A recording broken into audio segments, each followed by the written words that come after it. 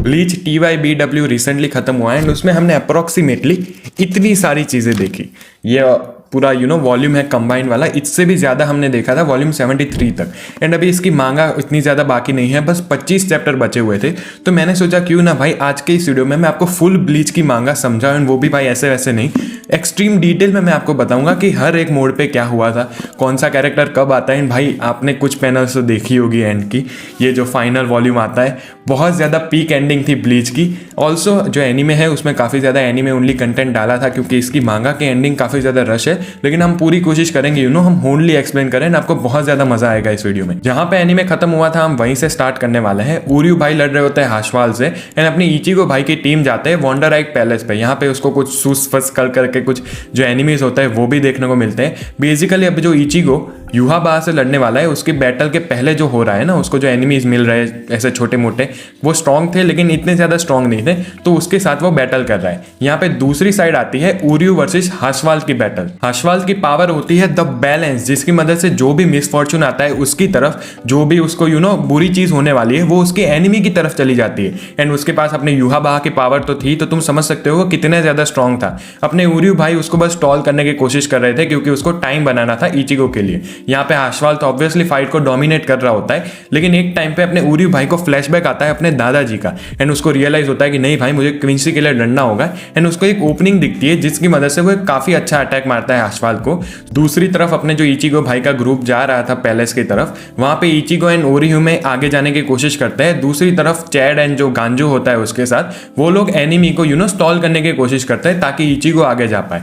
यहाँ पे जो इनके टॉप इलीट होते हैं ऑफिसर्स, वो सारे तो कैप्टन के साथ लड़ने वाले हैं। अभी उसकी फाइट की बात करेंगे जो कि होती है योरुइची एंड उसका भाई वर्सेस अपने मिनी आइजन। अपने मिनी आइजन मतलब आस्किन भाई की एबिलिटी होती है द्वैत डॉडलिंग, मतलब वो कोई भी सब्सटेंस की लीथालिटी को डिटरमाइन कर सकता है। यहाँ पे योरुइची एंड उसका भाई युशिरो काफी ज्यादा मेहनत करते हैं उसके सामने, लेकिन फिर भी वो उसको हरा नहीं पा रहे होते हैं। यहाँ पे योरुइची अपना फॉर्म गॉड ऑफ थंडर भी दिखाती है, फिर भी आस्किन भाई हार नहीं रहे होते हैं, उल्टा आस्किन ही उसको पॉइजन कर देता है।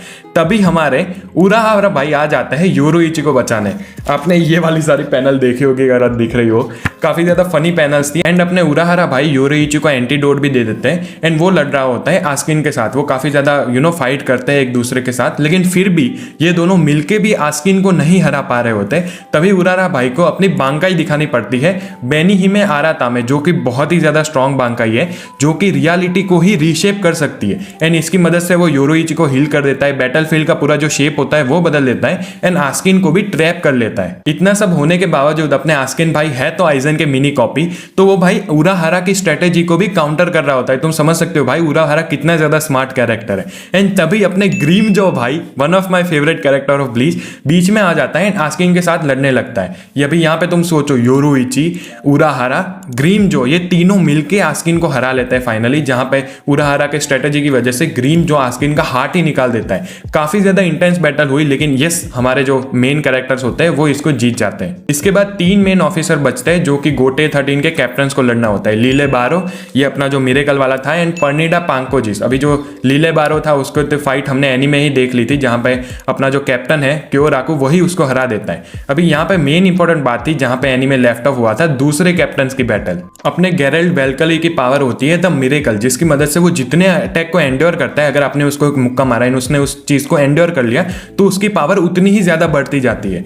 इसके सामने 3 काफी ज्यादा कैपेबल एंड स्ट्रॉन्गेस्ट कैप्टन होते हैं। अपना केनपाजी होता है, हिसुगाया होता है वो आइस वाला बंदा, एंड अपना ब्याकुया भाई भी होता है, तो भी तीनों इसको हरा नहीं पा रहे होते। वो इनको इतना ओवर पावर कर रहा होता है कि केनपाजी को अपनी बांकाई रिकॉल हो जाती है, वो अपने बांकाई यूज करता है। दूसरी तरफ हिसुगाया का अडल्ट फॉर्म हमें देखने को मिलता है, वो भी अपनी दाइग्रेन होरीमारू जो बांकाई होती है उसको यूज करता है। तीसरी तरफ ब्याकुया भाई भी अपनी सेनबोन जाकुरा कागेयोशी यूज करते हैं बांकाई की फॉर्म में, तब भी वो उसको नहीं हरा पा रहे होते।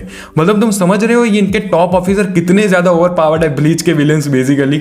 एंड भाई इतनी ज्यादा मेहनत करने के बाद जब वो नहीं हरा पा रहे होते, काफी ज्यादा ब्रिंक पे आ जाते हैं, तब वो काफी ज्यादा लक्की बन जाते हैं क्योंकि युहाबा ही अपनी पावर को रिकॉल कर देता है। बेसिकली जो गेरल्ट थी उसकी पावर चली गई, भाई उनको लड़ने की जरूरत है ही नहीं। लेकिन बस तुम सोचो केनपाची जितना स्ट्रॉन्गेस्ट कैरेक्टर, उसकी बांकाई थी तो भी वो जेरल्ट को नहीं हरा पा रहा था। तीसरी बैटल होती है पर्निडा की, जो कि सोल किंग का लेफ्ट हैंड होता है। इसके सामने लड़ कैरेक्टर होता है मायूरी एंड नेमो, इसको आपने ऑलरेडी एनीमे में देख लिया होगा, जहाँ पे मायूरी अपनी बांका यूज करता है, नेमो अपनी आप को सेक्रीफाइस कर देती है एंड ऐसे उसको हरा देते हैं। फाइनली हम फाइनल फाइट पे आते हैं जहाँ पे इचिगो एंड ओरिह्युमे पहुंच चुके होते हैं युहाबाहा की तरफ। एंड भाई युहाबाहा की पावर आपको पता है, दी ऑलमाइटी, वो सारे फ्यूचर्स को देख सकता है। तो इचिगे भाई जितने भी अटैक मार रहे थे उसके ऊपर, युहाबाहा उसको बस इतना ही कह रहा था, I have already seen all of this, मुझे ऑलरेडी पता है कि तू क्या करने वाला है, एंड बंदा कुछ नहीं कर पाता।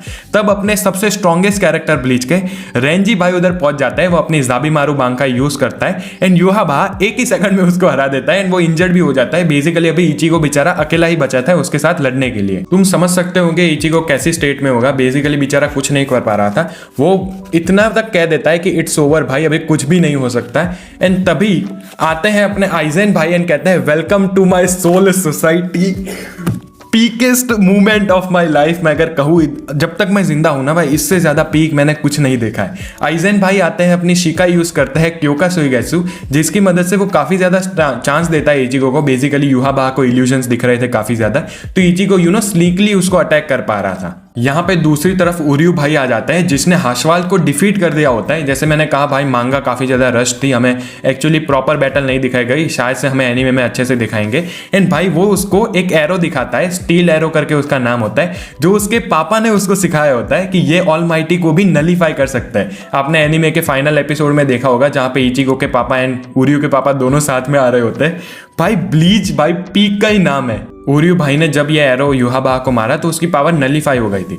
दूसरी तरफ युहाबाहा भाई को एक ओपनिंग दिखती है जहां पे वो इचिगो को मार देता है एंड तभी उसको पता चलता है कि it seems you have been deceived, क्योंकि जो इचिगो उसको दिख रहा था वो एक्चुअली में आइजेन था।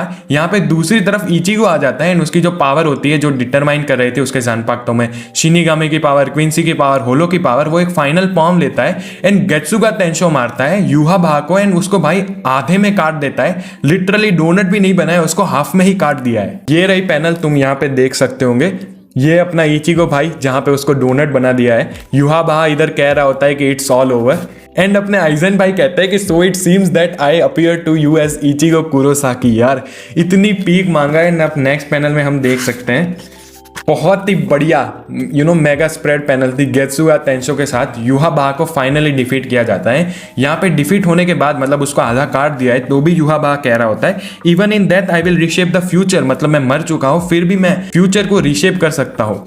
बहुत ज्यादा पीक बैटल थी ये वाली बैटल फाइनली खत्म हो जाती है, जहाँ पे आइजेन भाई कोशिश नहीं करते यहाँ से भागने की, वो एक्सेप्ट कर लेता है अपनी डेस्टिनी को, वो वापस से जेल में चला जाता है एंड हमें एक टाइम स्किप देखने को मिलता है। इसलिए आप इस वॉल्यूम के कवर को देख सकते हो भाई। अपनी भाई पता नहीं इचिगो एंड नारुतो को टाइम स्किप के बाद इतना क्यों ऐसा लगा दिया है। दोनों इतने ज्यादा हैंडसम थे भाई टाइम स्किप के बाद। देखो बेसिकली जो एपिलॉग होता है उसमें हम देखते हैं कि जो इचिगो एंड ओरिहिमे है उन दोनों ने शादी कर ली है, उनका भी बेटा है जिसका नाम है काजुई। रुकिया एंड रेंजी ने शादी कर ली है एंड उनकी भी एक डॉटर है जिसका नाम है इचिका, काइंड ऑफ रिजेंबलिंग अपने इचिगो भाई को। सोल सोसाइटी को वो वापस से रिबिल्ड कर रहे होते हैं। यहाँ पे आइजेन की भी हमें एक पैनल दिखाई जाती है जहाँ पे वो पीसफुली बैठा होता है अपने 22,000 साल के प्रिजन सेंटेंस पे। फाइनल बैटल के बाद मुझे एक बात याद आ रही थी आइजेन की, कि इवन गॉड्स हैव वीकनेसेस। मतलब आइजेन भाई तो अलग ही लेवल पे थे पूरी फाइट पे। एंड अगर आपको बांकाइस के बारे में या फिर किसी के फाइनल फॉर्म के बारे में ज्यादा डिटेल में जानना है तो आप कमेंट्स में कह सकते हो, मैं इसके ऊपर वीडियो भी बना सकता हूँ। या फिर अगर आपको कोई डाउट रहा हो तो मुझे कमेंट्स में बता देना, मैं आपको कमेंट्स में एक्सप्लेन कर दूंगा। क्या है, वीडियो काफी ज्यादा लंबा जा रहा था, मैं यूजुअली 10 मिनट तक रखने की कोशिश करता हूँ वीडियो को। सो वीडियो पसंद आया तो लाइक कर देना, चैनल पर नए हो तो do subscribe. Thank you so much for watching, bye bye.